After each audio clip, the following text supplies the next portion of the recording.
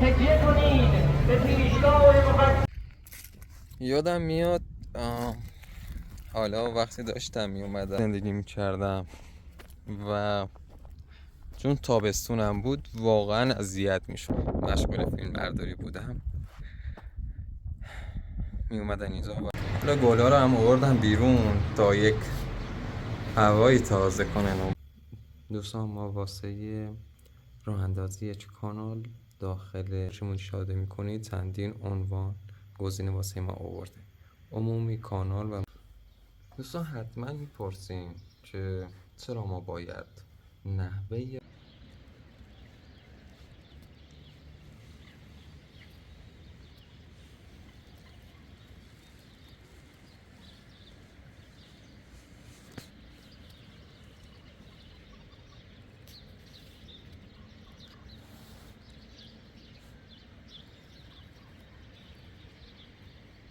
سلام دوستان، امیدوارم حالتون خوب باشه، هیچ گونه مشکلی داخل زندگی نداشته باشین.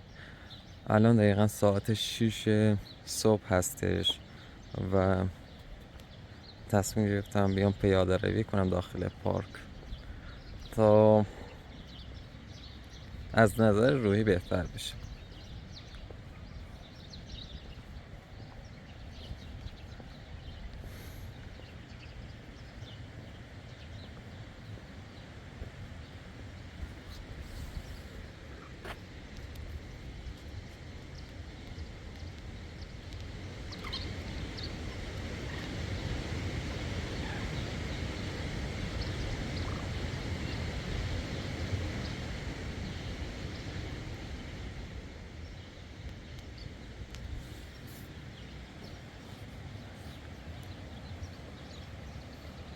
درختانی که کم کم دارن از خواب زمستانی بیدار میشن.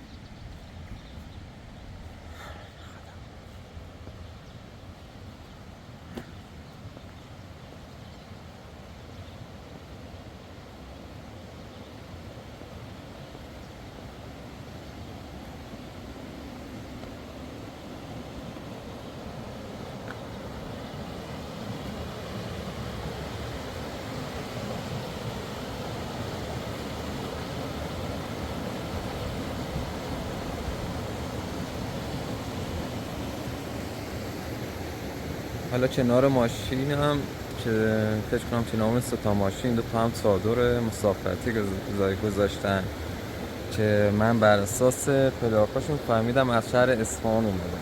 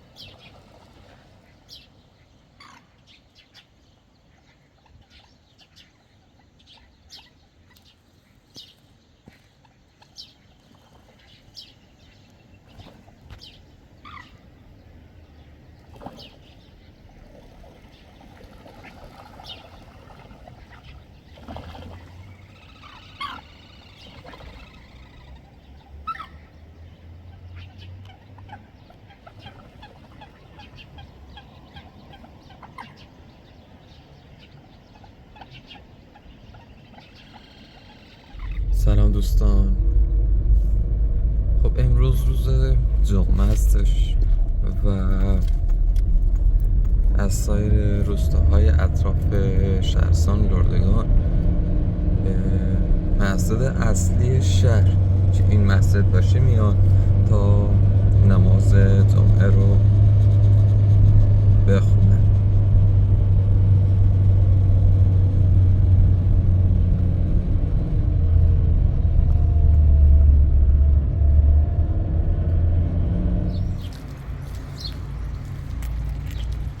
مرداد کود حیوانیه؟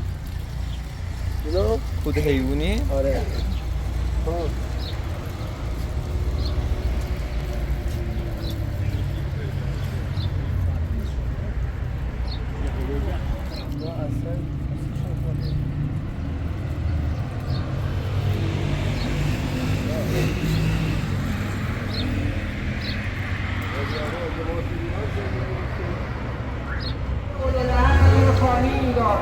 تکیه کنید به پیشگاه مقدس همه شهدای جبهه مقاومت، سرداران و فرماندهان بلند مرتبه جبهه مقاومت، صلوات بلند بر محمد و آل محمد.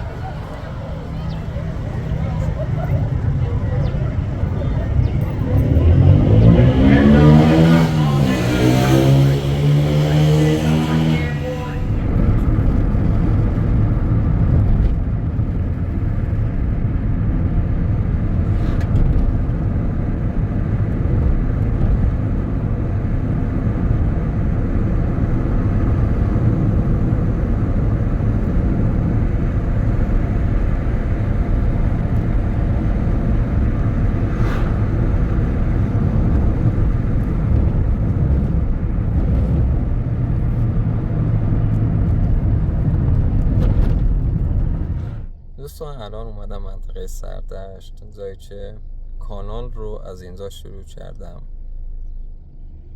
در ابتدا کانال قصد داشت تا از طریق یوتیوب به یک خانواده که از اونا فیلم برداری میکردم کمک کنم، ولی خب به هر دلایلی اون خانواده کانال رو ترک کردن و این که خبرهایی هم از این خانواده بهم رسیده. به جدا از این که دلایل خاص خودشون رو داشتن، واقعا یک خانواده شریف و با اصیلی بودن و حتما دلیل بسیار موجهی داشتن که کانال رو ترک کردن. خب بعد از این که مدت سال تحصیلی در تابستون تموم شد، از خوابگاه مدرسه بیرون اومدم و از اونجایی هم که با خانواده خودم قرار بودم مدتی داخل چهاردور زندگی میکردم، مدتی که تنها همدم من، یعنی تنها همنشین من، یک سگی بود که الان هم نمیدونم کجا رفته، چون صاحب داشت اجازه نداشتم اونو با خودم جایی ببرم. حالا بریم جایی رو که قبلا داخل چادر میخوابیدم و به شما دوستان عزیز نشون بدم.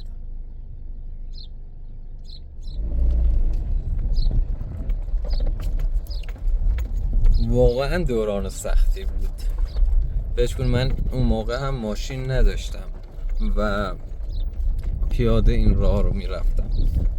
شاید بعضیاتون فکر کنید که داخل چادر نمیخوابیدم و واسه فیلم گرفتن و تولید محتوا این کار رو انجام دادم، ولی واقعا راستیاتش من تنهایی داخل همین چادر میخوابیدم.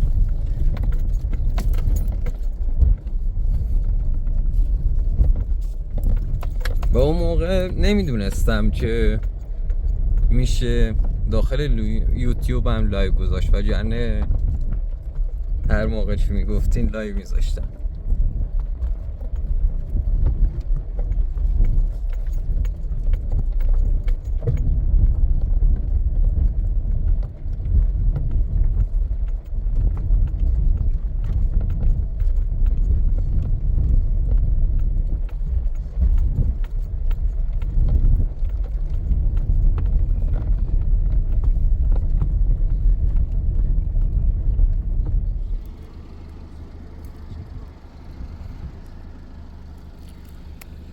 دوستان حالا جایی که چادر رو نصب کرده بودم دقیقا اینجا بود که حالا سکو رو خراب کردن. حدود فکر کنم تقریبا 1 ماه میشد داخل چادر زندگی میکردم و چون تابستونم بود واقعا اذیت میشدم. این که شبا سرد میشد و روزا گرم که حس خفگی بهم دست میداد.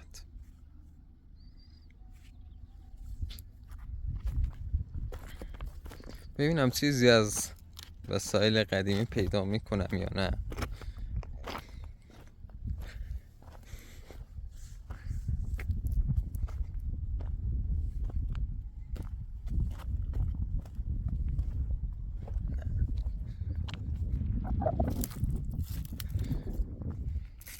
یادم میاد حالا وقتی داشتم میومدم به سمت چادر، چون پیاده روی واسه من و کلیهام خوب نبودن،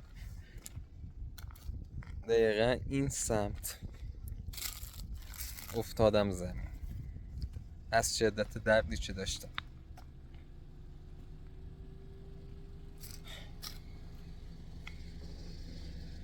فراموش کردن اون روزا واقعا سخته، ولی به لطف و کمک شما و امید دادن به من واقعا تونستم از اون همه سختی عبور کنم. حالا میخوام جای بعدی رو بهتون نشون بدم که اونجا زندگی میکردم.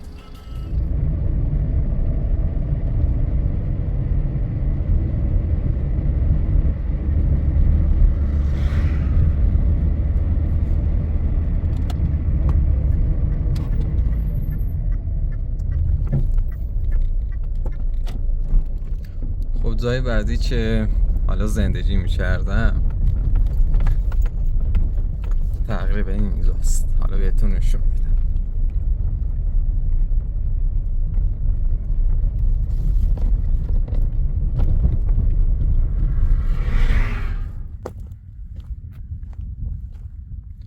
حالا بعد از این که دوباره از چادر منو بیرون انداختن، یکی از اهالی روستای سردشت به همین لطف کرد که مدتی داخل زمینش بمونم و چادر بزنم. از این چادرهای مسافرتی کوچیک اومدم داخل اینجا و چادر رو نصب کردم.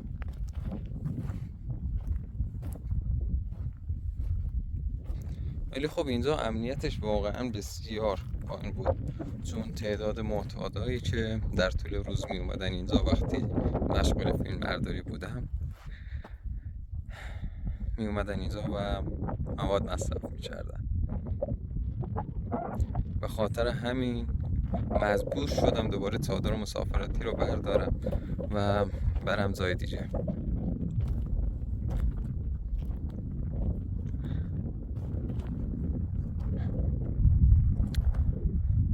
قبلا که از اینجا میذاشتم واقعا سرسبز بود، خیلی سرسبز بود.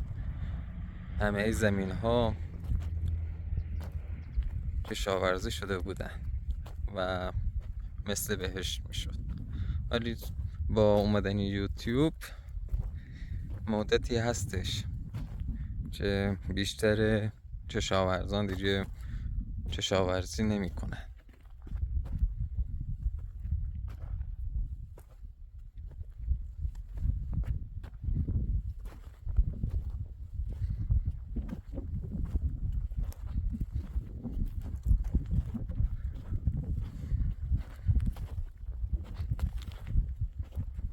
حالا بریم جای بعدی رو بهتون نشون بدیم.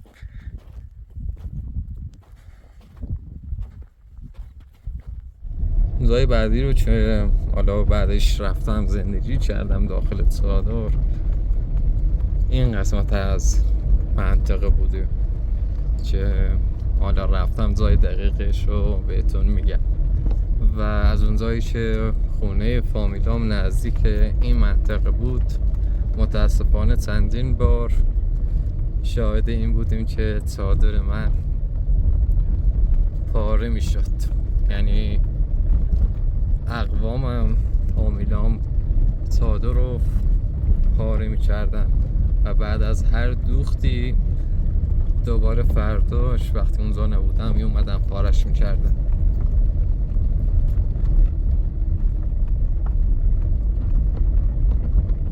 جای بعدی که اومدیم دقیقا اینجا بود و دقیق یادمه چادرمو این قسمت هست که مشخص حالا خارزاده ما آوردم با خودم این قسمت نصب کرده بودم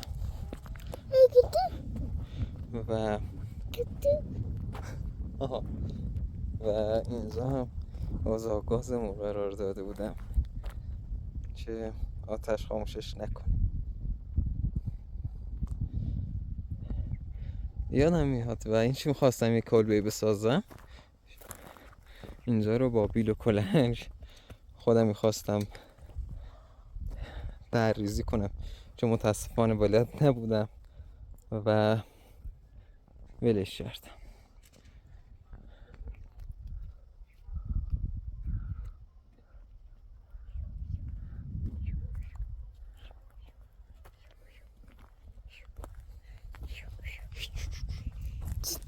حالا گلا رو هم آوردم بیرون تا یک هوایی تازه کنن و بتونن از نور خورشید بهتر استفاده کنن.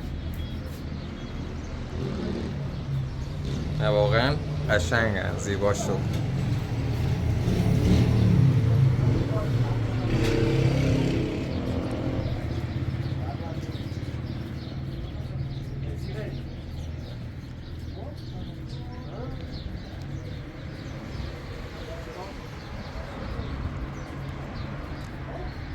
سلام دوستان، امیدوارم تا این لحظه اوقات خوش رو سپری کرده باشیم. قبل از اینکه در مورد مبحث اصلی که حذف شدن کانال پرن هستش صحبت کنم، میخوام از شما بینندگان عزیز که الان شدین جزئی از خانواده هم تشکر کنم که منو تو شرایط سخت همراهی کردید و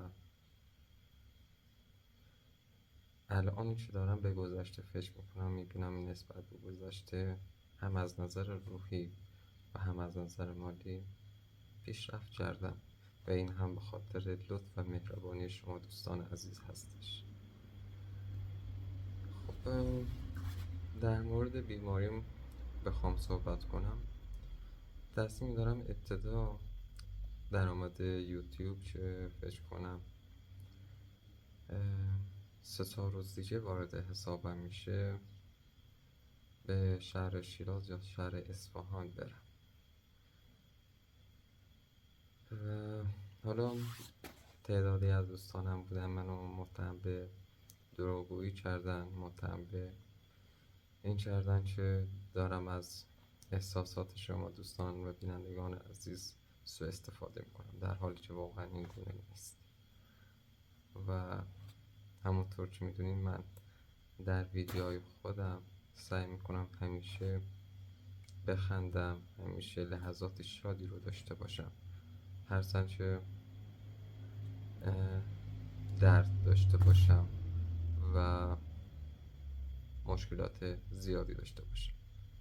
واقعا دوست ندارم شما رو ناراحت کنم و از احساسات شما به نفع خودم سوء استفاده کنم. از این بابت مطمئن باشید. در مورد کانال پرن که متاسفانه حذف شد، باید بگم این کانال یکی از قوی ترین کانال های ایران بود، نه مخصوص نه فقط جامعه عشایری یا روستایی، یکی از قوی ترین کانال های در سطح ایران بود و متاسفانه این کانال ساعت 6:30 صبح بود با خبر شدم حذف شد. قبل از اینکه در مورد حذف شدن کانال بهتون بگم، بیاین ابتدا مراحل ایجاد کردن راه اندازی یک کانال رو به صورت فرمالیته و به صورت ابتدایی واسه شما دوستان عزیز بگم تا با نحوه آشنایی ایجاد کانال و راه اندازی کانال آشنا بشین و اینکه چرا ما در کانال های خودمون از کشورهای دیگه استفاده میکنیم. دوستان، ما واسه راه اندازی یک کانال داخل اپلیکیشن یوتیوب به این برنامه ها نیاز داریم. برنامه اولی که باهاش باید شروع به کار کنیم جیمیل هستش و بعد از اینکه یک جیمیلی راه اندازی کردیم و درست کردیم وارد کانال یوتیوب، نرم افزار یوتیوب میشیم و همونطور که میدونید من این کانال رو جدیدن راه اندازی کردم به خاطر اینکه شما بتونین راحت تر متوجه حرفای من بشید. من اسم خودم و آیدی خودم رو گذاشتم، حتی عکس پروفایل خودم هم گذاشتم، ولی خب این کانال شرایط درآمدزایی رو نداره. برای چی شرایط درآمدزایی رو نداره؟ الان بهتون میگم. اولین دلیلش این است که ما در منطقه ایران، یعنی در کشور ایران زندگی میکنیم، کشوری که یوتیوب با اون قرارداد نداره و ما نمیتونیم یک حساب بین المللی داخل ایران درست کنیم. برنامه بعدی که باهاش سر کار داریم برنامه استودیو یوتیوب هستش، یک برنامه رسمی از سوی خود یوتیوب هستش. مشترکین اینجا نمایش داده میشن، اسم کانال، پروفایل و زمان تماشا بازدیدها. این قسمت گزینه آخر که ببینید علامت دلار هم روش گذاشته شده، کسب درآمد. روی کسب درآمد من کلیک کنم، درآمدزایی در مکان شما در دسترس نیست. یعنی کشور ایران این شرایط رو نداره که از طریق یوتیوب بتونه درآمدی کسب کنه. حالا ما چه کار میکنیم؟ میای از یک روش دیگه این قانون رو دور میزنیم، یعنی یوتیوب رو یه جورایی فریب میدیم. چه کار میکنیم؟ انا بهتون میگم. وارد گوگل کروم یا هر مرورگری که داریم میشیم. وارد مرورگر کروم میشیم و سایت استودیو یوتیوب رو مینویسیم و جستجو رو میزنیم. واسه این دور زدن اون قانون ما به این گزینه یعنی چرخ‌دنده نیاز داریم. این گزینه ها واسه ما فعال میشن و همونطور که مشاهده میکنید چندین عنوان گزینه واسه ما آورده. عمومی، کانال و ما روی کانال کلیک میکنیم و اینجا نوشته کشور محل اقامت. ما اینجا رو یک کشور دیگه به غیر از ایران می نویسیم. مثلا من می نویسم بریتانیا و ذخیره رو کلیک میکنم. تنظیمات ذخیره شد. حالا برمیگردیم به استودیو یوتیوب، ببینیم اون گزینه واسه ما فعال شده یا نه. همونطور که میبینید اون اخطاری که واسه ما داده بود کاملا برطرف شده. دوستان حتما میپرسیم که چرا ما باید نحوه راه اندازی کانال داخل ایران رو بدونیم. خب همونطور که میدونید ما داخل ایران نمیتونیم درآمدی که از طریق یوتیوب به دست میاریم رو نقدش کنیم و به حسابی که در ایران داریم واریز کنیم. برای همین باید از کسانی که در خارج از کشور مثل ترکیه هستن کمک بگیریم، چه در مقابل این کمک درصدها و فرصت‌های بسیار جذابی هم را از ما میگیرن. مثلا کانال من با کسی که قرارداد دارم حدود 15% از من پورسانت میگیره که واقعا مبلغ بسیار زیادی هستش.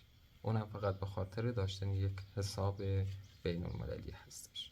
حالا این شخص چه کار میکنه؟ میاد واسه اینکه درآمد خودش زیادتر بشه چندین کانال رو به این حساب که وارد یوتیوب کرده ثبت میکنه. تا اینجا چه مشکلی نداره و همین وسط ما درآمدمون رو نقد کردیم و هم اون شخصی که حساب بین المللی و ادسنس داره و توسط یوتیوب تایید شده سود میبریم.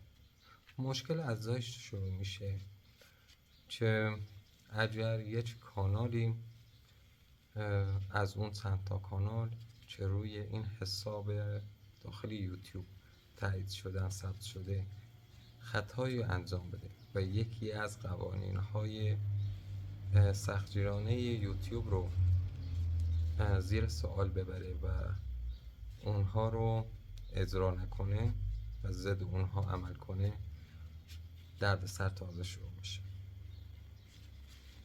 دردسر به چه شکلی درست میشه؟ یوتیوب همه کانال هایی که روی اون حساب هست متاسفانه حذف میکنه، چون فکر میکنه این کانال ها همگی متعلق به یک شخص هستند و برای اینکه اون شخص رو ضعیف میکنه همه کانال ها و ادسنس رو از دسترس خارج میکنه که به احتمال 90% دیگه قابل بازیابی نیستن. حالا دوست عزیزمون که من نمیخوام اسم اون شخص رو بیارم و گفته خیلی از اهالی منطقه باید بیان دست منو ببوسن و دارن نمک نشناسی میکنن، در جواب این شخص باید بگم شما واقعا بیشتر به جای اینکه به مردم کمک کنید از مردم سوء استفاده کردید و به واسطه این که شما اولین نفری بودین که وارد یوتیوب شدین از ایران سوء استفاده کردین و مبالغ بسیار هنگفتی رو هم گرفتین. من نمیخوام وارد حواشی بشم، نمیخوام کارهایی رو که انجام دادین که مردم منظر به این جور فیلم ها شدن که متاسفانه جلوه و تصور مردم خارج کشور رو نسبت به ایران بد جلوه دادی. نمیخوام در مورد اینها چیزی بگم، فقط خواستم بگم کمکی که این افراد به شما کردن بیشتر از این بود که شما بهشون کمک کردین و مردم تا اون موقع درسته شاید فقیر بودن، شاید چیزی رو نداشتن، ولی دستشون به دهنشون میرسید و سرشون واسه کسی خم نمیشد تا دست کسی رو واسه پول یا واسه یک لقمه غذا ببوسه.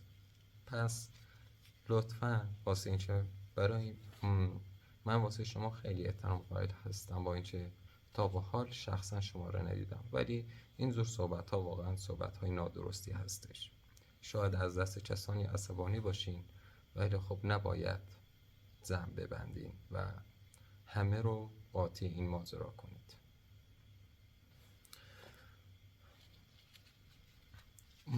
این چه کانال پرن هم متاسفانه به خاطر همین مشکل از دست خواهد شد. یکی از کانال ها که همراه کانال پرن روی اون ادسنس ثبت شده بود تخلف کرده بود و این تخلف منجر به حذف شدن تعداد زیادی از کانال ها شد. اگر یادتون باشه حدود 1 سال پیش بود، حدود 20 الی 30 تا از کانال ها که خودشون رو اشاعری معرفی کردن حذف شد. اونم دقیقا به خاطر همچین خطا و قانون شکنی بود و من خودم نمیدونم چند کانال دیگر همراه با کانال من روی اون ادسنس که باهاش قرارداد دارم ثبت شده و امکان داره هر لحظه کانال من هم حذف شد. پس من واقعا امید زیادی به کانال های یوتیوب ندارم و خودم رو واسه شون آماده کردم که اگر یک روز صبح از خواب بیدار بشم و از طرف یوتیوب واسه من زیمیل زده باشه که کانال شما برای همیشه از دست خواهد شده، خودم رو آماده کردم. ولی خب واقعا گذشتن از این درآمدی که کانال پرن داشت خیلی سخته. امیدوارم که به روزهای عادی برگردن و یک کانال بسیار قدرتمندتری رو نسبت به کانال قبلی راه اندازی کنن. شوک بزرگی به خانواده پرن وارد شد که با توجه به این که اون خانواده واقعا یک خانواده زحمتکشی هستن و تونستن با استفاده از مهارت هاشون بیننده های زیادی رو جلب کنن، باور دارم که میتونن یک کانال بسیار قدرتمندتری رو راه اندازی کنن. و اینکه من چندین سوال از شما دوستان عزیز از من پرسیدی، میخوام بهشون پاسخ بدم. سوالاتی که هم در مورد کشورم هستن و هم این که در مورد اتهاماتی هستش که به من وارد شده. نوشته پسر خوشگلم چه خاطری از دانشگاه داری؟ خب خاطرات زیادی از دانشگاه دارم و شاید نمیتونم اونا رو بگم، ولی خب خاطرات هم بد داشتم و هم خیلی خوب. فکر میکنم و بعداً یکی از خاطرات رو واسه شما دوستان عزیز میگم. چه نوع محصولاتی در منطقه جنوبی مخصوصاً بوشهر کشت می شود یا تولید می شود؟ خب محصول اصلی استانهای جنوبی خرما هستش و خرمای ایران یکی از با کیفیت ترین خرماهای داخل جهان هستش و اکثرا این خرماها به سایر کشورها صادر میشن و مثل قالی ایران یک محصول بسیار معروفی هستش. و به غیر از خرما انواع میوه ها مانند پرتقال، مانند لیمو، گوزه و سبزیجات پرورش داده میشه.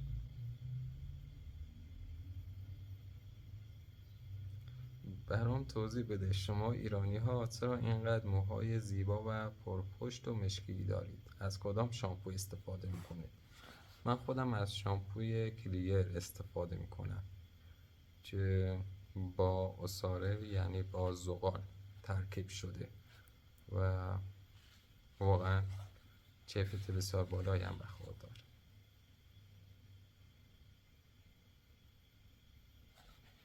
واقعا بعضی از دوستان سوالاتی رو میپرسن که فکر میکنم ایران رو با جای دیگری اشتباه گرفتن.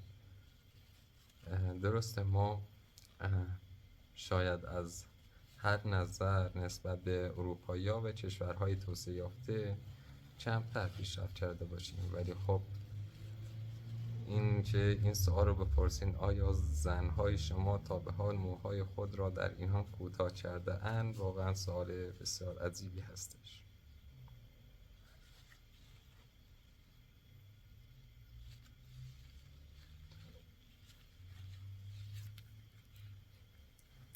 خب سوالات بعدی رو من بخونم بهتره. به نظر من جواب ندادی، به سوال من جواب ندادی. چه آبهایی بود، دریا یا اقیانوس؟ کشور ایران از سمت جنوب به دو دریا یعنی خلیج فارس و دریای عمان وصل هستش و ارتباط داره و هیچ گونه ارتباطی با اقیانوس نداره و از سمت شمال به بزرگترین دریاچه جهان یعنی که به دریای خزر معروف هست ارتباط داره.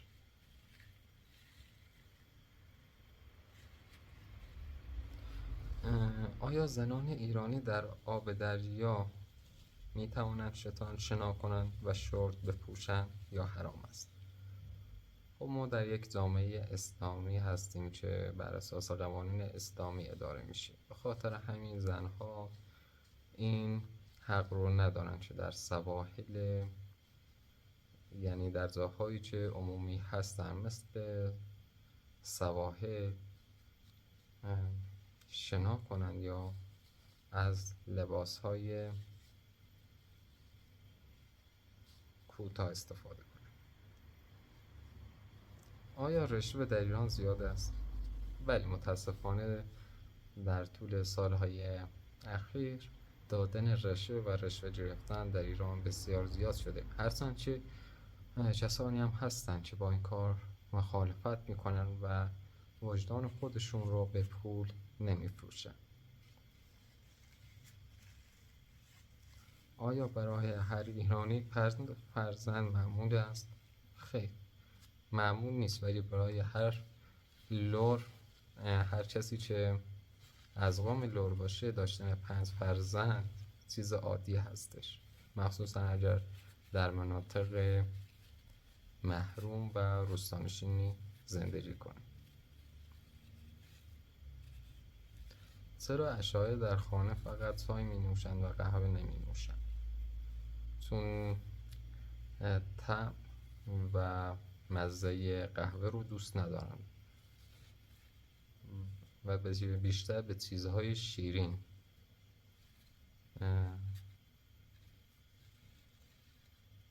رجوع میکنن و اونا رو میخورن. شما اهل کدام استان ایران هستید؟ خب ما اهل استان تامال و بختیاری، یکی از استانهای جنوب شرقی ایران زندگی میکنیم. چند وقت پیش خانوادت را ترک کردی؟ خب حدود 2 سالی میشه، چه بیشتر از 2 سال البته، که خانوادم رو ترک کردم.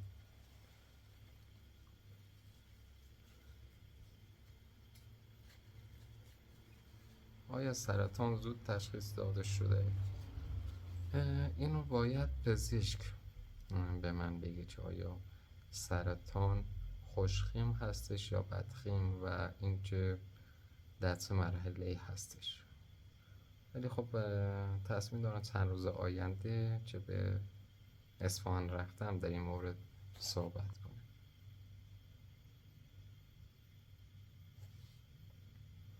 چه دروسی در مدرسه تدریس میکنید؟ خب من به این سوالات هم قبلا جواب دادم، ولی به خاطر اینکه جواب به شما داده باشم، در مقاطع ابتدایی درس هایی مثل فارسی، مثل علوم اجتماعی یعنی جغرافیا، تاریخ و هدیه‌های آسمانی، قرآن تدریس میشه و علوم تجربی.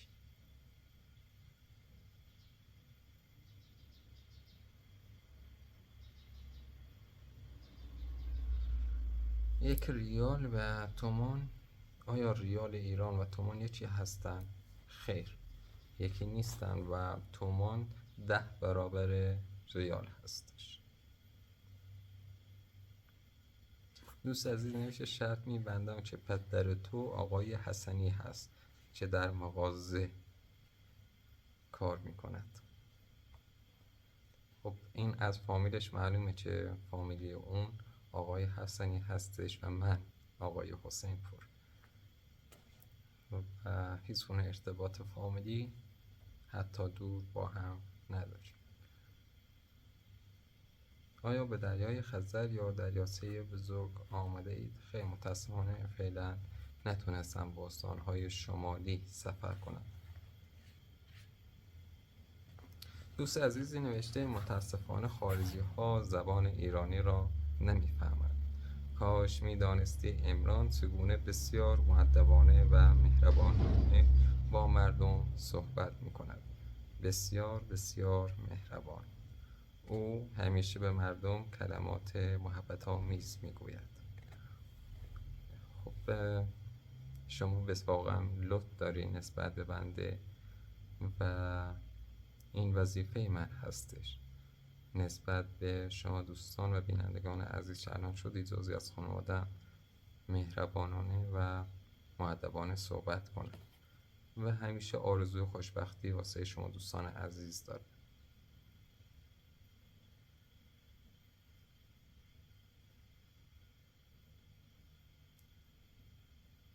آیا محدودیت سرعت در جاده‌های شما وجود دارد؟ بله. برای خودروهای سواری در روز حد اکثر سرعت 120 کیلومتر و در شبها حدود 90 کیلومتر سرعت داریم و جاهایی که مسیرهای خطرناکی هستش این میزان سرعت به شدت پایین میاد. مثلا جاهای که ما به سمت بوشه سفر کردیم ما حد اکثر سرعتی که داشتیم 30 کیلومتر بر ساعت بود.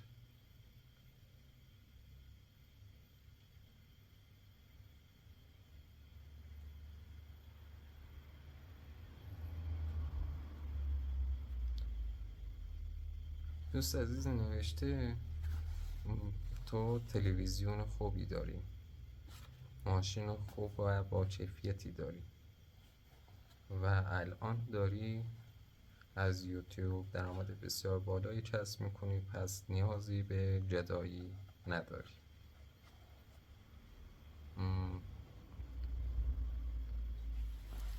این که در ضابطه به این حرف دوستان عزیز باید بگم کسانی که به من کمک کردن واقعا ازشون ممنون هستم و نمیدونم این لطف و مهربانیشون رو چجوری جبران کنم. ولی خب اگر شما ویدیوهای من رو ببینید هیچ وقت سعی نکردم خودم رو یک آدم درمانده یا بیچاره نشون بدم تا شما بینندگان عزیز رو ناراحت کنم. وقتایی هم بود که داخل ویدیو من گریه میکردم، اونم به خاطر بیماری افسردگی بود و نیاز داشتم با کسی حرف بزنم و خدا رو شکر تونستم از طریق یوتیوب با شما دوستان عزیز با آنچه نمیبینمتون صحبت کنم و از این لحاظ حال روحیم بسیار بهتر شده، حتی با وجود این که جدیدن این بیماری رو پیدا کردم و قرص های ضد افسردگی رو هم کامل رد کردم. ولی خب همونطور که میبینید میخندم، شاد هستم و به آینده امید دارم. هزینه درمان سرطان در ایران چقدر هست؟ من دقیق نمیدونم هزینه درمان در سرطان چقدر هستش و این بستگی به نوع سرطان داره و اینکه من از اونجایی که کارمند دولت هستم و هر ماه مبلغی رو به بیمه پرداخت میکنم تا در چنین شرایطی گرفتار نشم و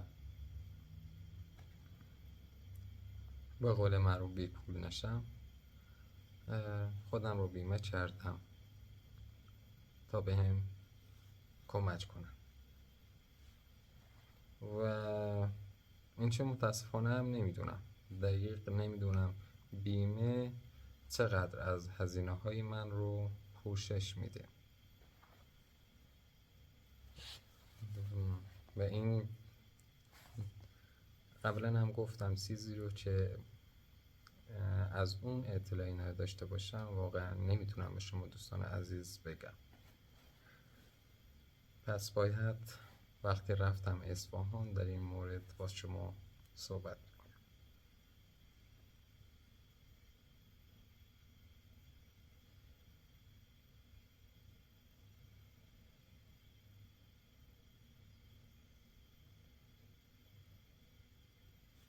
آیا به شیمی درمانی پرتو درمانی نیاز دارید؟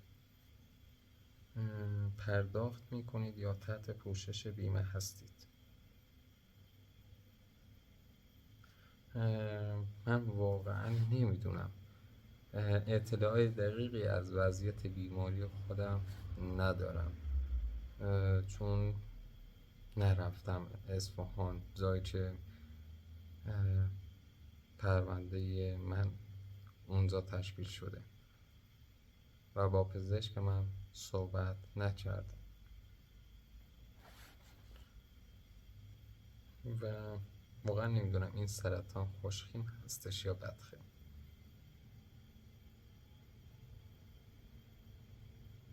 نوشته آقای درام دوباره ضربه میزنند. از دروغ گفتن به مشترکین خود دست بردارید، شرم‌آور هستید. من این پیام ها رو خوندم چون این افراد دارن ذهن مخاطبان من رو به سمت دیگری میکشونن و من این وظیفه رو داشتم که به این پیام ها پاسخ بدم و جمعی تعداد پیام های محبت آمیز شما واقعا بسیار زیاد هستند و دلگرم کننده و این پیام های توهین‌آمیز در میون اونها گم میشن.